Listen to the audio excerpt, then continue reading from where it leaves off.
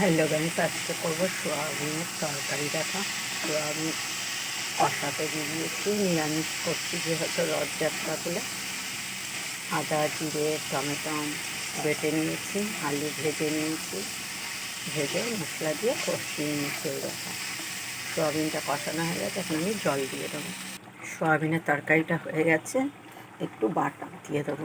Butter দিলে কি সোয়াবিনটা খেতে ভালো লাগে। তোমরাও একটু দিয়ে করে খেয়েও দেখো কেমন লাগে, কমেন্টে জানাবে। তোমাদের যদি ভালো লাগে একটু শেয়ার, একটু লাইক করে দেবে। সোয়াবিনের তরকারিটা হয়ে গেছে, এখন আমি নামিয়ে নেব। গরম মশলাটা দিয়ে দিলাম, এখন তরকারিটা নামিয়ে নেবো। সোয়াবিনে যেহেতু নিরামিষ করেছি সোয়াবিনটা, তাই একটু বাটার গরম মশলা দিয়ে দিলাম। এখন তরকারিটা নামিয়ে নেব।